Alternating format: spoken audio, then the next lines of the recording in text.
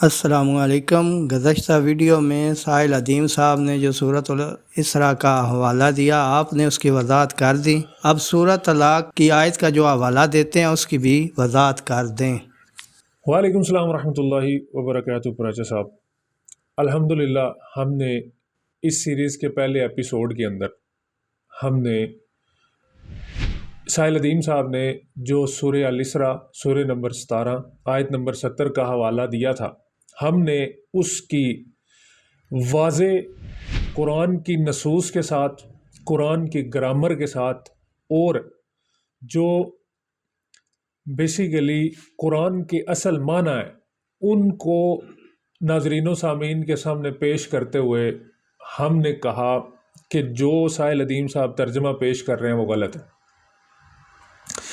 اب ایک دوسری ویڈیو میں سائل عدیم صاحب سورہ الطلاق کا غلط ترجمہ کرتے ہوئے دکھائی دیتے ہیں۔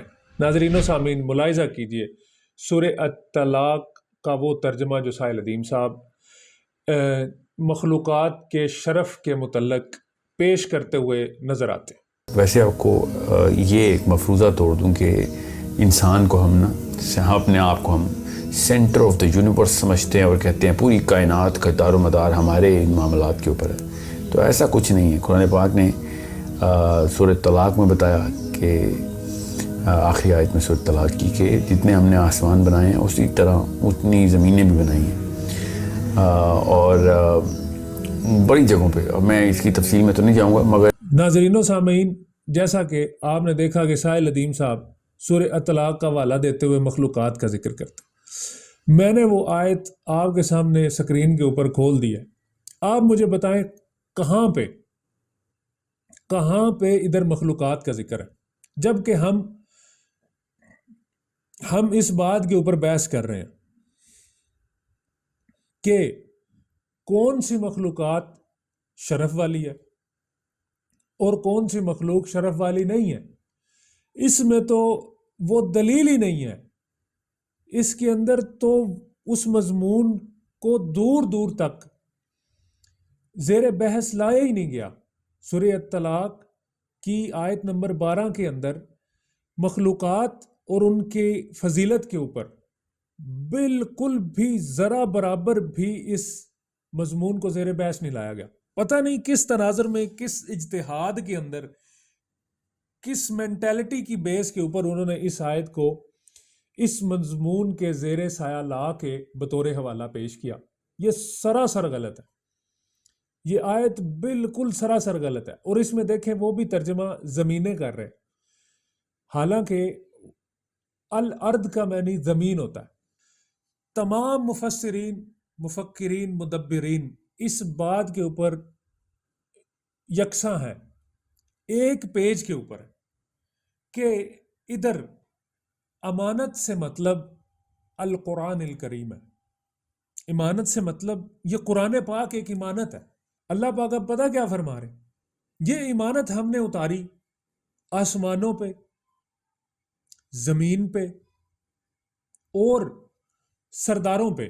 اب والجبال آپ کو نظر آ رہا ہوگا، یہاں پہ پہاڑ لکھا ہوا ہے، لیکن آپ کبھی کسی عربی دان سے پوچھے یا عربی جاننے والا جو ہے اس سے پوچھے، جبل کا معنی سردار بھی ہوتا ہے۔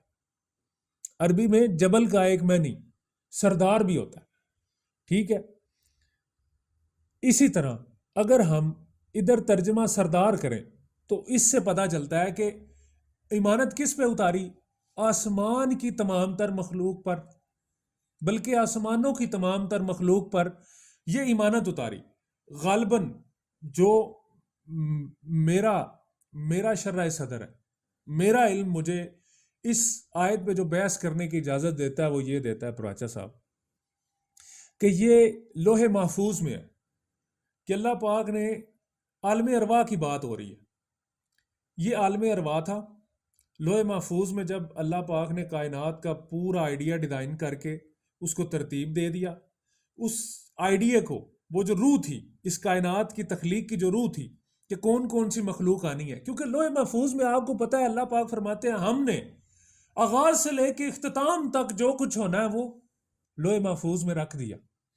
تو پھر مجھے یہ بتائیں، اگر اللہ پاک نے یہ قرآن پاک کا ایکسپیریمنٹ جو ہے کہ اس قرآن پاک کے اہل کون سی مخلوق ہے، اس کا ایکسپیریمنٹ کیا آج بھی ہو رہا ہے؟ نہیں، یہ ماضی کا سیکھا ہے۔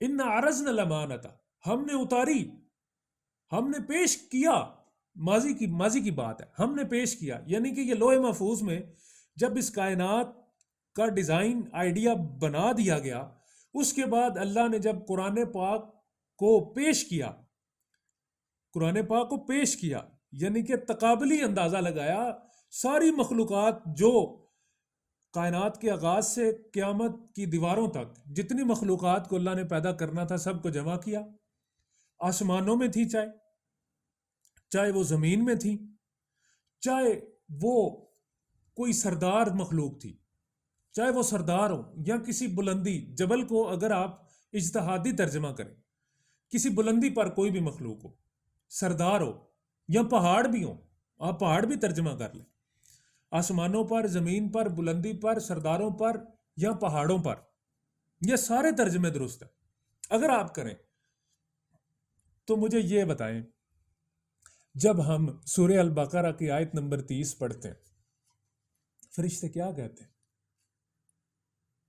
فرشتے یہی تو کہتے ہیں، جب اللہ نے کہا وَإِذْ قَالَ رَبُّكَ لِلْمَلَائِكَةِ إِنِّي جَاعِلٌ فِي الْأَرْضِ خَلِيفَةً قَالُوا أَتَجْعَلُ فِيهَا مَن يُفْسِدُ فِيهَا وَيَسْفِكُ الدِّمَاءَ وَنَحْنُ نُسَبِّحُ بِحَمْدِ لَكَ، انہوں نے یہی تو کہا تھا، اے اللہ ہمیں عطا کیجیے، ہم بہت بڑے ذاکر ہیں، ہم تیرے بہت بڑی حمد و ثنا کرنے والے ہیں۔ فرشتوں نے یہی تو کہا تھا ہمیں دے، یعنی کہ پوری کائنات پر جب یہ قرآن پاک پیش کیا گیا تو 3 مخلوقات اللہ نے آسمان پر بلا لی، جن،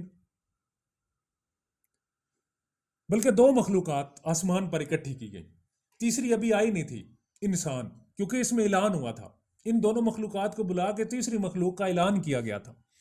جب یہ اعلان ہوا تب فرشتوں نے کہا اللہ جی کیوں پیدا کرتے ہیں اس کو، وہ تو زمین میں خون ریزی کرے گا، وہ تو فساد کرے گا، ہم تیری تسبیح کرنے والے کتنے پاکیزہ ہیں۔ اللہ نے کہا نہیں، اِنَّا عَرَضْنَا الْأَمَانَةَ عَلَى السَّمَاوَاتِ وَالْأَرْضِ وَالْجِبَالِ، میں نے تمام مخلوقات پر اتنی عظیم کتاب کو پیش کیا، تم اس لائق ہی نہیں کہ یہ امانت تمہیں دی جائے۔ اللہ اکبر، سبحان اللہ، سبحان اللہ، اتنا بڑا درجہ ہے انسان کا، پوری کائنات کی مخلوقات ایک پلڑے میں رکھی گئیں، ایک پلڑے میں قرآن رکھا گیا۔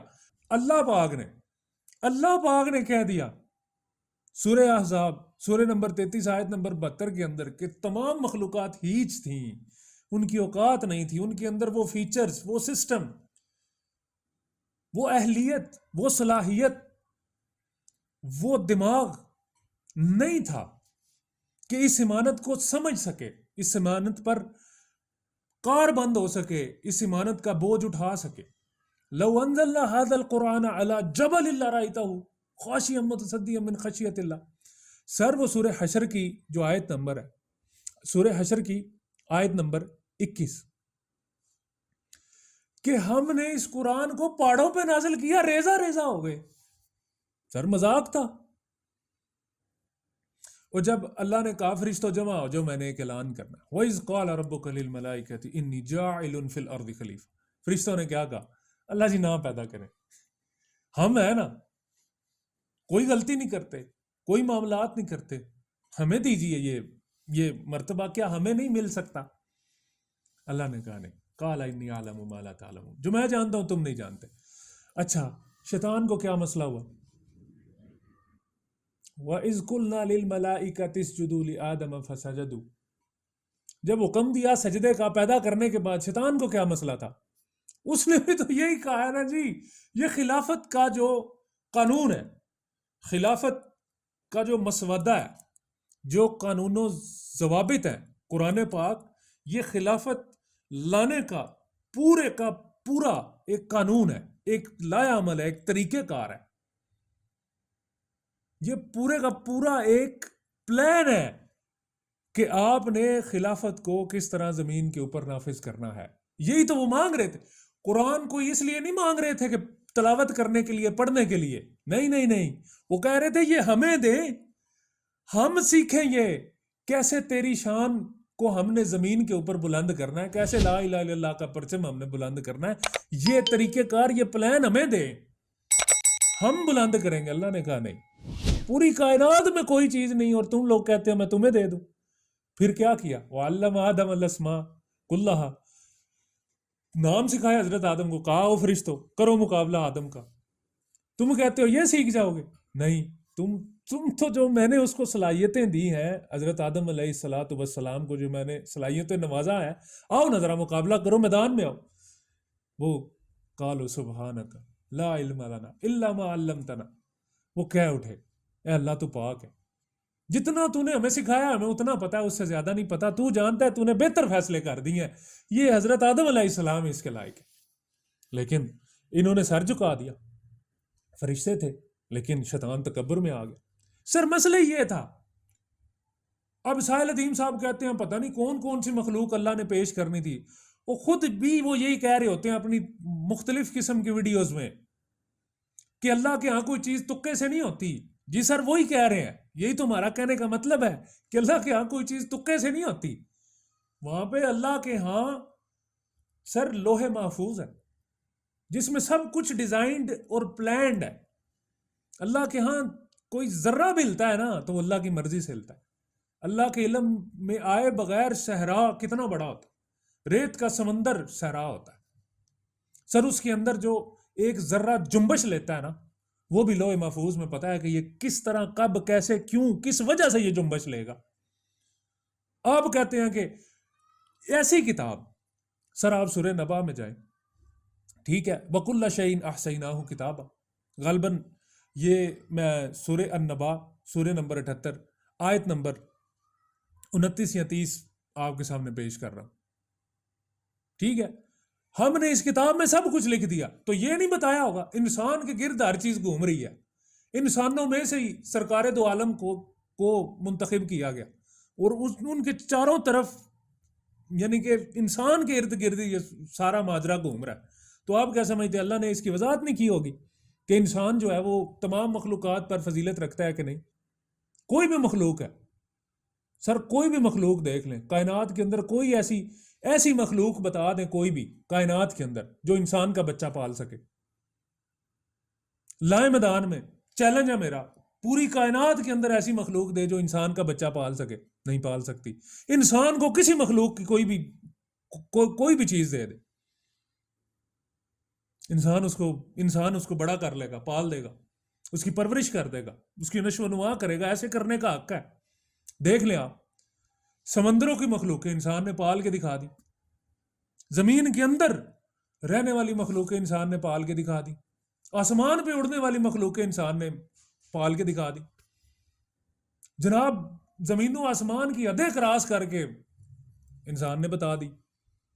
اتنی زبردست چیز ہے، ایسے ہی نہیں اللہ نے کہہ دیا اِنَّا عَرَضْنَا الْأَمَانَةَ عَلَى السَّمَاوَاتِ وَالْأَرْضِ وَالْجِبَالِ۔ سر یہ اتنی چھوٹی سی بات نہیں ہے، انسان بہت بڑی مخلوق ہے۔ اب ہم نیکسٹ جو ایپیسوڈ آ رہا ہے اس کے اندر ساحل ادیم صاحب کو یہ سکھائیں گے، معذرت کے ساتھ مجھے یہ لفظ بولنا پڑ رہا ہے، ان کو ہم شاید معذرت کے ساتھ میرے سے بڑے ہوں لیکن علم بہت بڑی چیز ہوتا ہے۔ ہم ان کو پڑھائیں گے کہ جو عربی زبان کے لفظ ہیں، یہ فضل، اس کا کیا معنی ہے، یہ کیا ہوتا ہے، پھر ہم وضاحت کریں گے درجات کی، درجات کیا ہوتے ہیں، اور یہ جو فضل ہے نا، یہ فضل یہ نہیں ہوتا، یہ تقوی سے نہیں فضل آتا، نہ فضل تقوی سے ملتا ہے۔ پھر یہ بڑی حیران کن میں بات کر رہا ہوں، فضل تقوی سے آتا نہیں ہے، نہ تقوی سے ملتا ہے۔ فضل کیسے ملتا ہے، کیوں ملتا ہے، کس مخلوق کے ذریعے ملتا ہے، قرآن ہمیں فضل کے بارے میں کیا بتاتا ہے، ٹھیک ہے۔ پھر جو قرآن نے ہمیں بتایا ہے کہ ہم نے بہت سے انبیاء، رسول اور پیغمبر بنائے اور ان میں بہت سارے ایک دوسرے میں درجات کے لحاظ سے مختلف ہیں۔ اگر فضل جنت کی درجہ بندی کے لیے درکار ہوتا تو پھر اللہ قرآن پاک کے اندر لفظ درجات کا کیوں استعمال کر رہے ہیں؟ یعنی کہ اگر اللہ پاک نے لفظ درجات کا استعمال کیا تو ہمیں اس بات کو انتہائی غور سے سننا اور سمجھنا ہوگا کہ درجات اور لفظ فضل کے اندر کیا فرق ہے. اور دوسرے جو اسی مضمون کے زیر اثر زیر بحث جو لفظ آتے ہیں ہم وہ ساحل عدیم صاحب کو سکھائیں گے بھی اور بتائیں گے بھی, اور سب کی وضاحت ہم ان کا جو ترجمہ پیش کریں گے, ان کی جو تفسیر پیش کریں گے وہ تفسیر بالقرآن ہوگی, ٹھیک ہے, ترجمہ بالقرآن ہوگا, قرآن کی نصوص سے ہم اس بات کی وضاحت کریں گے. ملتے ہیں ناظرین نیکسٹ ایپیسوڈ میں. السلام علیکم ورحمۃ اللہ وبرکاتہ.